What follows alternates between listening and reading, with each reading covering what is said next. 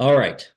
In a previous video, I talked about optical telescopes, the basics of how they work. In this video, I'm going to talk about radio telescopes and the basics of how they work. Now, with optical telescopes, most people have a intuitive feel. You may not know a lot about them.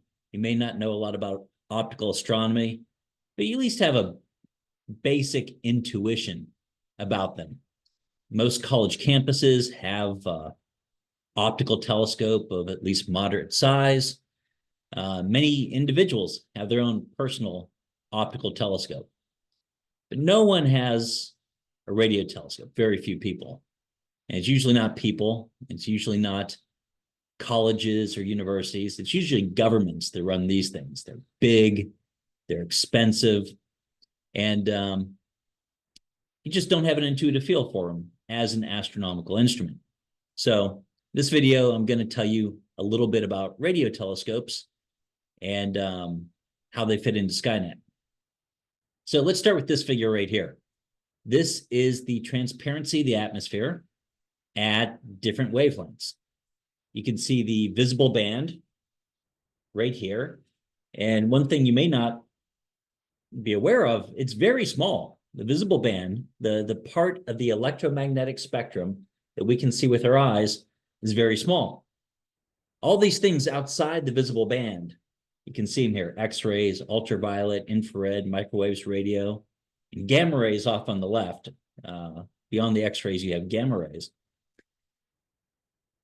They're all forms of light. We don't think this, we think visible light is light, but everything else out here, including radio waves, is light. It's just a difference in wavelength or frequency or energy. Wavelength is increasing to the right in this figure. Frequency is increasing to the left. You know one, you know the other. Those two things are related. Energy of the photon, of the light, increases to the left. Radio waves, microwaves, not very energetic. Infrared, a little bit more.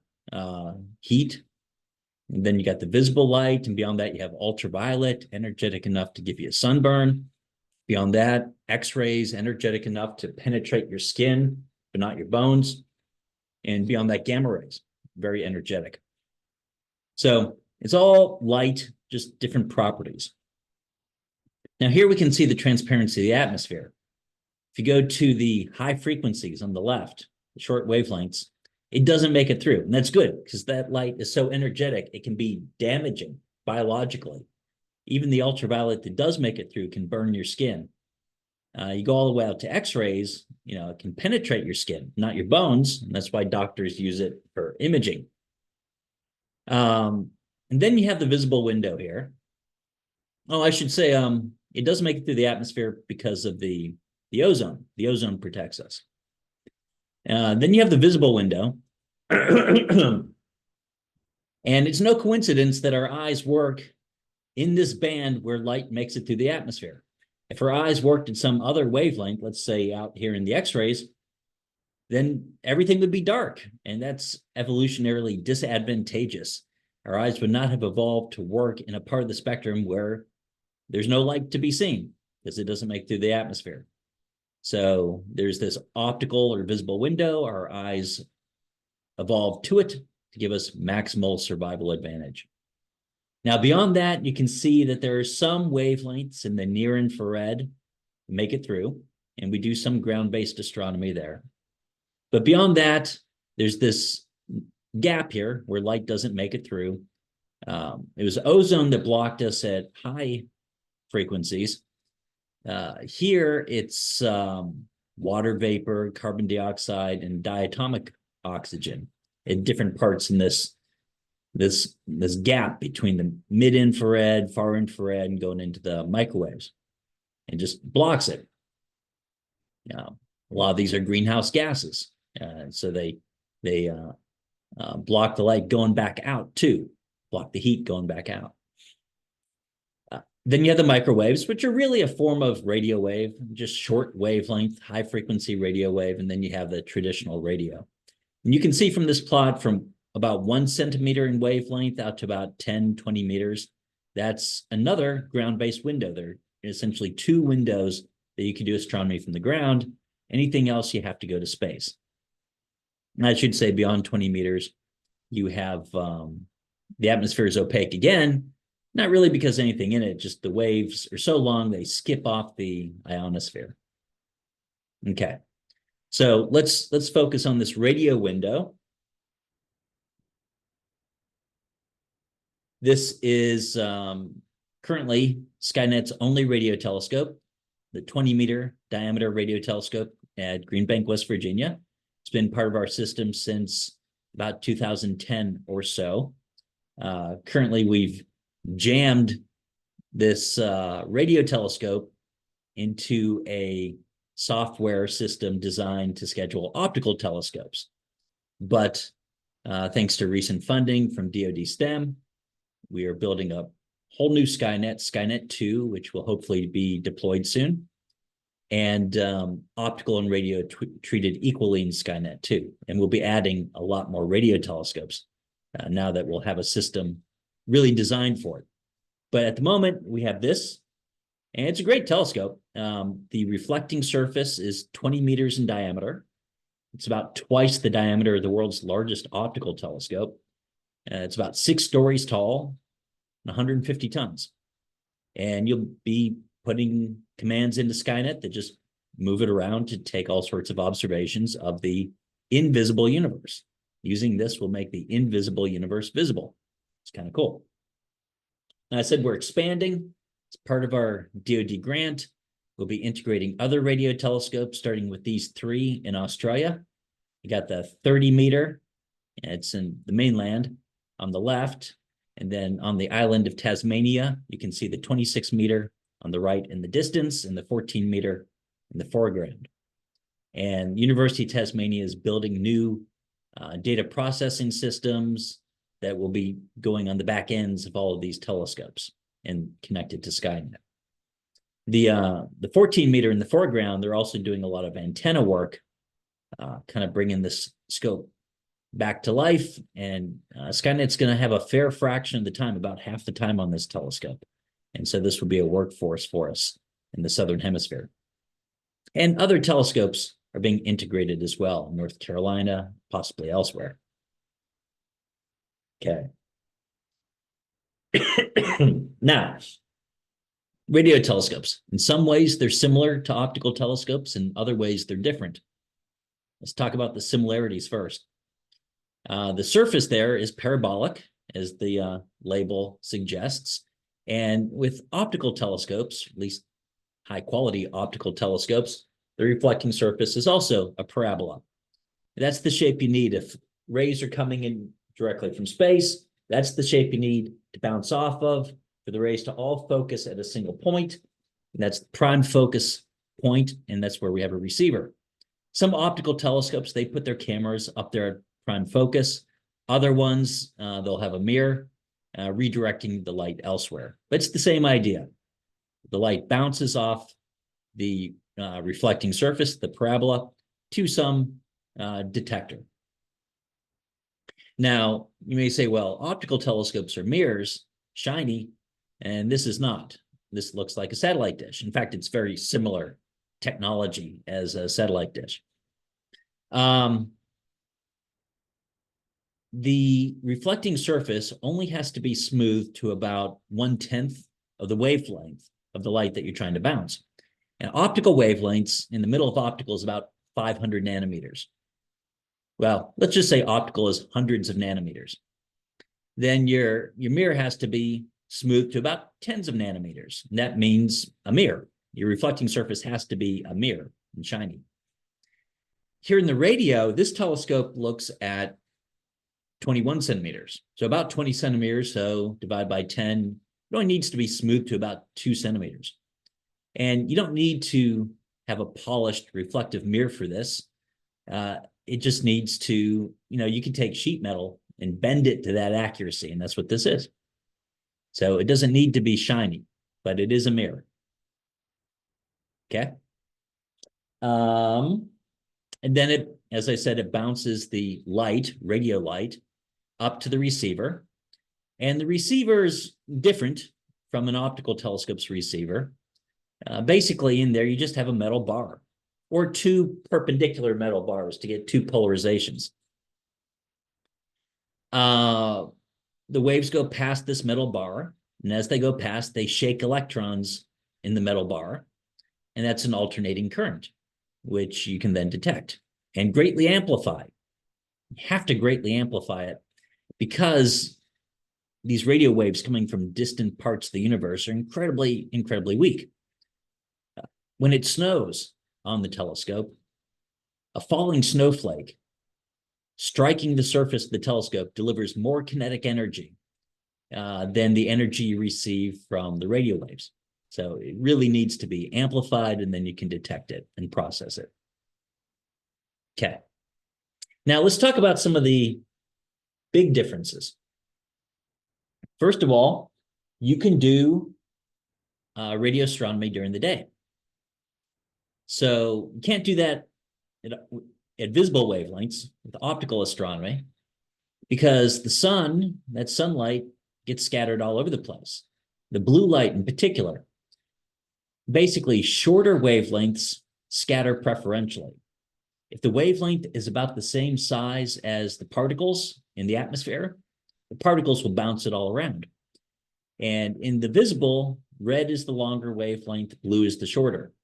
And the blue light is about the same size as some of the particulates the wavelength is. So it gets scattered all over the place, painting the atmosphere blue. So we can't see through it. There's just too much light everywhere. The stars are still out there. The sky is flooded with blue light.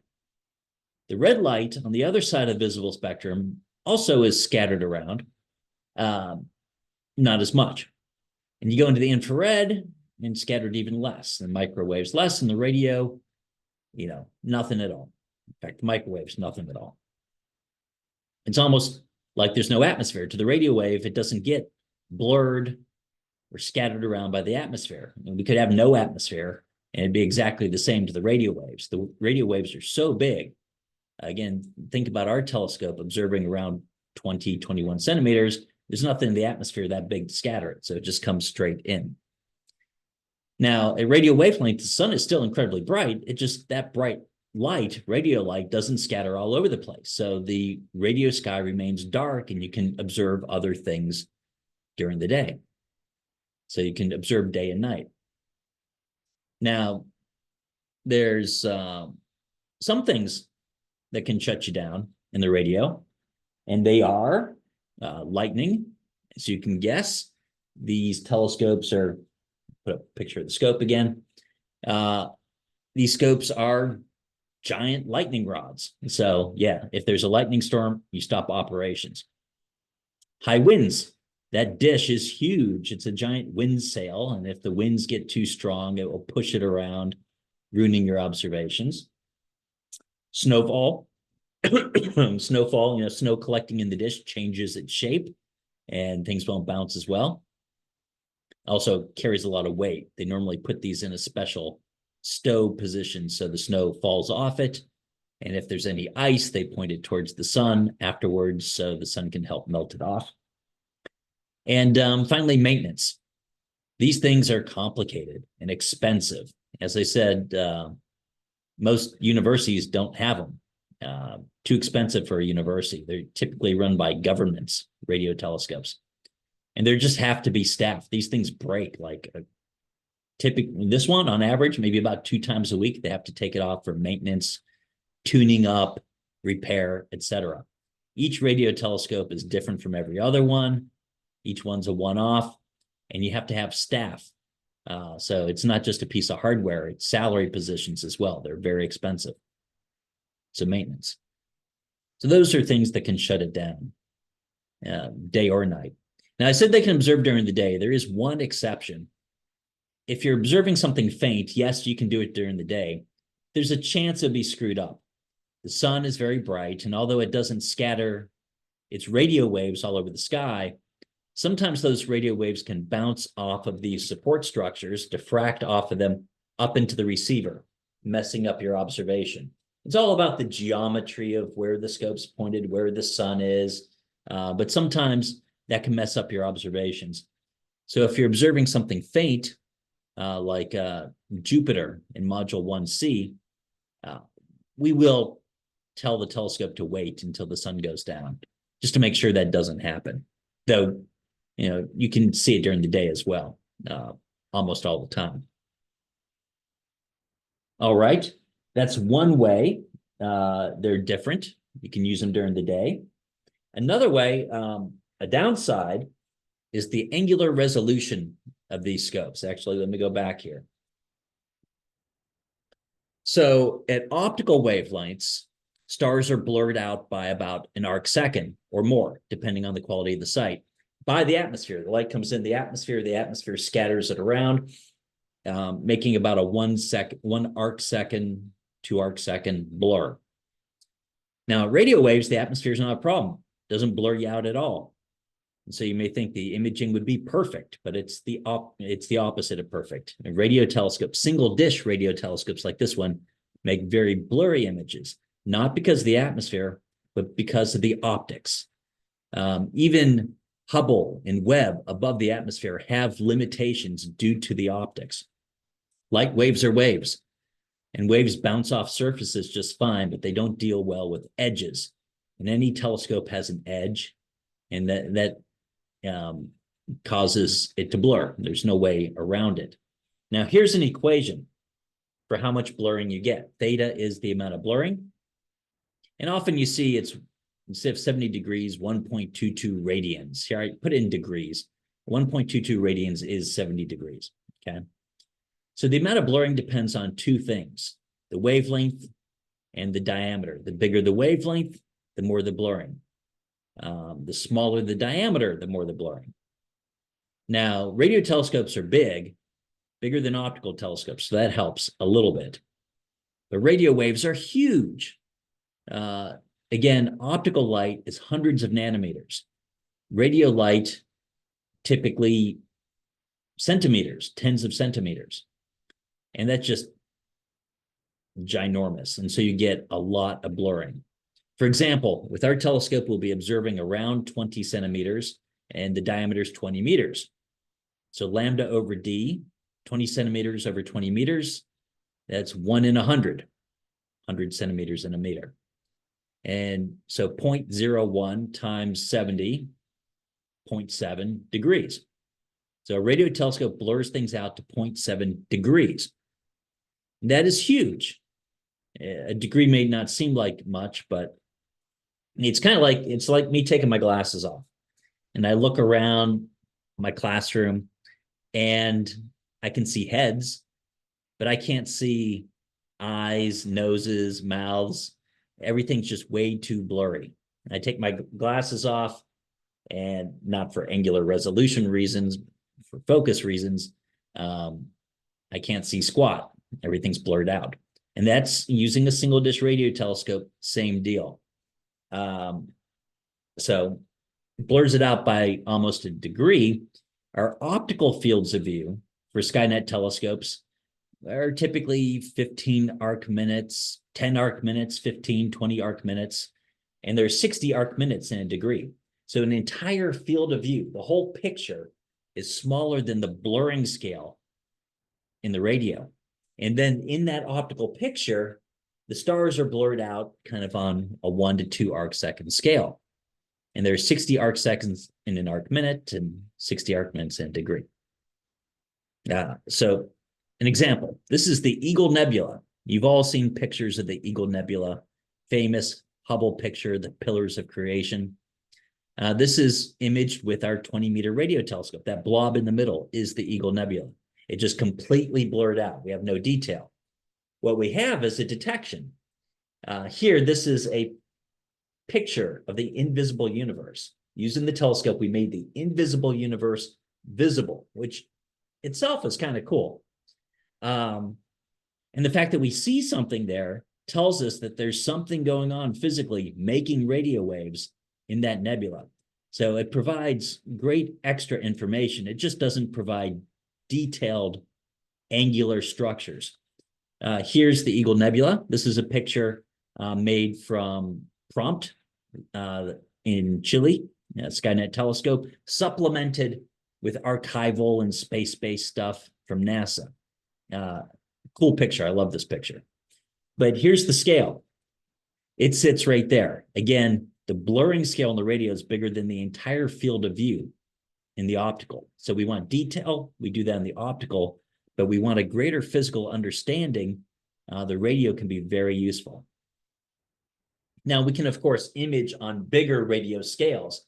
Things are blurred out on kind of this degree scale, but what if we make a picture that's 30 degrees by 30 degrees or 100 degrees by 100 degrees? We're going to see large scale galactic structure and detail. Okay. Now, with the single dish radio telescope, how can we do better? Well, the blurring scale, if we want to reduce it, there are two options. We can reduce the wavelength or increase the diameter of the telescope. Let's consider the first one, reducing the wavelength. Our telescope works around 20 centimeters, right around here. We can reduce it down to a centimeter or so. If we go from 20 centimeters to 1 centimeter, with the same size telescope, the blurring goes down by a factor of 20. So that's one option.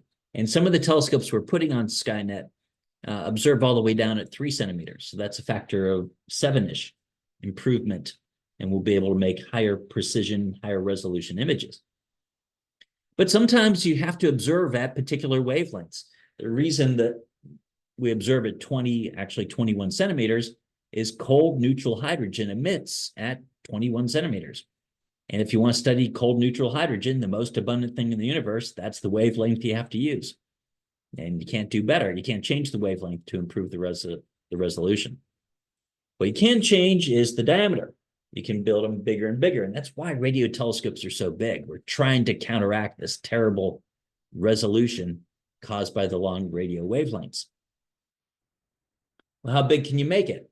This is currently the biggest single dish telescope on the planet. This is FAST. It's an acronym. I forget what it stands for. And it's in China. We used to have Arecibo in Puerto Rico. And this is even bigger. This is 500 meters across, if I remember correctly. And our telescope at Green Bank is 20 meters. So it's 25 times bigger, 25 times better resolution at the same wavelength. And you can go to shorter wavelengths, getting even better resolution. Now, the problem with structures like this is you can't really move them around. They look up.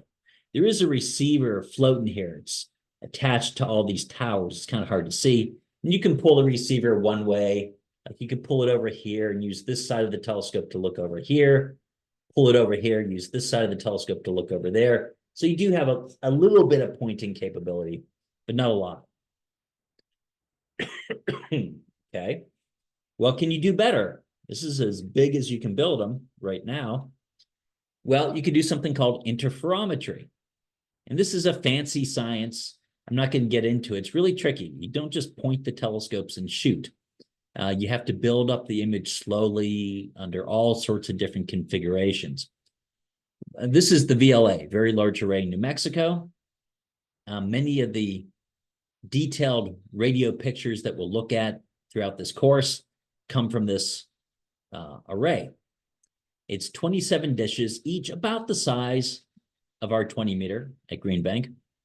And they collect the same amount of radio light as 27 of these dishes.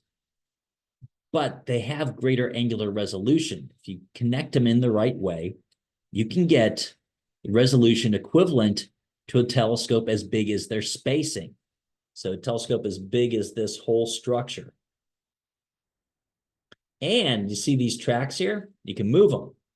This is the compact configuration. Sometimes they spread them out over kilometers.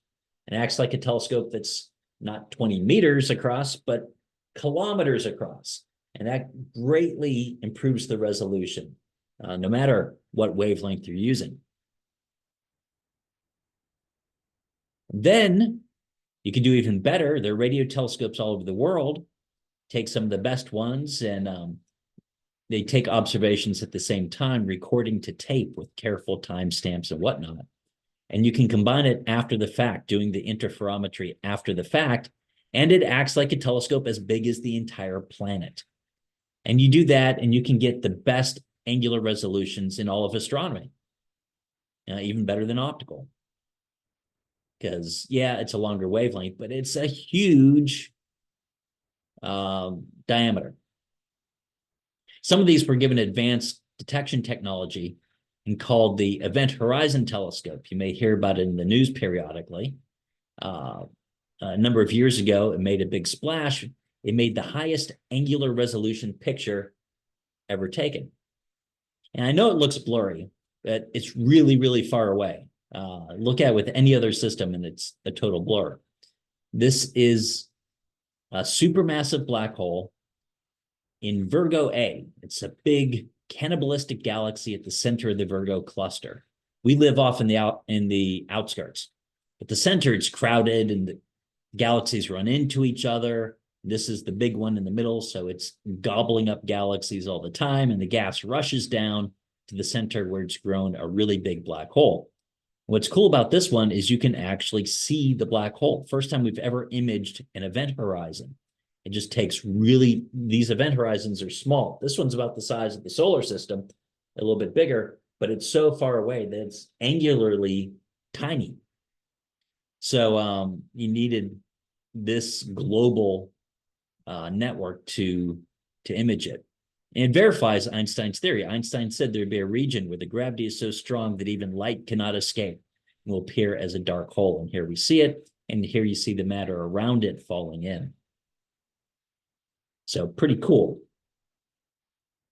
But alas, we don't have interferometers on Skynet. We'll only have single dish radio telescopes. So we're not going to get that kind of resolution. We're going to have the really poor resolution, blurry images in the radio. But we're seeing the universe in a completely different way. Different processes emit in the radio than the optical. So by combining the two, we learn a lot about what's going on physically. Now, one last drawback to using a radio telescope. Again, let's take this wavelength, 21 centimeters. That means the receiver up there has to be about 21 centimeters across for the wave to fit in it and be detected. Smaller, it won't make it in, you won't have a detection. Just kind of bounce off or something. And so that eats up a lot of space, about that much space, and then the mechanics around it. And there's only so much space up at prime focus. If you go off to the side, you're out of focus. So usually, not always, but usually, these are 1 pixel detectors. It'd be like an optical telescope with a 1 pixel camera.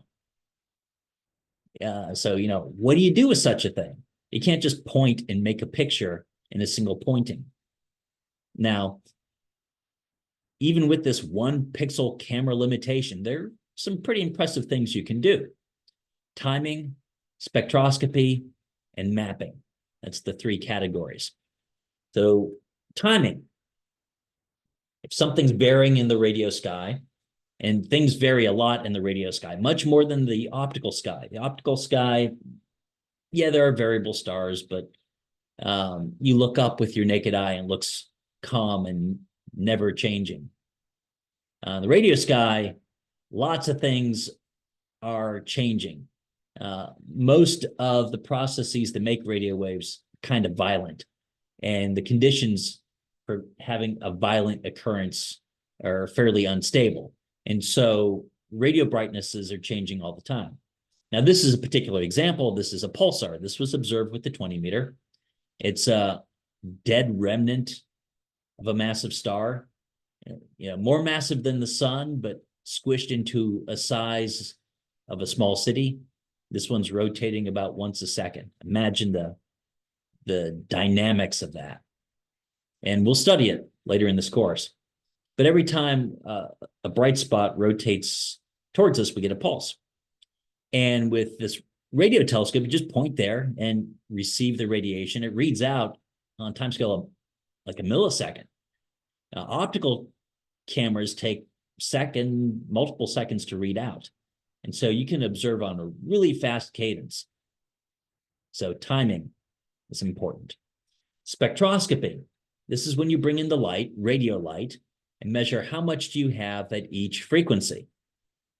And I should say, here you see 2 curves. Here you see 2 curves. These are 2 polarization channels. Up in the detector, you have 2 perpendicular metal bars.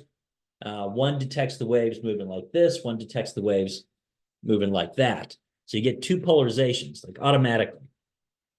Anyway, so two curves. This is the spectrum. It's the intensity at different frequencies. And so just pointed, in this case, at a galaxy. This is the Sculptor galaxy, fairly nearby. So big galaxy, spiral, full of hydrogen. Spiral galaxies are full of hydrogen. Cold hydrogen emits at 21 centimeters. Most of the universe is cold hydrogen. So that's a really important frequency for us to be able to detect. Now, don't worry about the little spikes. There are reasons for them, but that's not the main thing. The main thing here is this kind of plateau structure. That is the 21 centimeter emission line. It emits naturally at 1420.4 megahertz, which is right around here.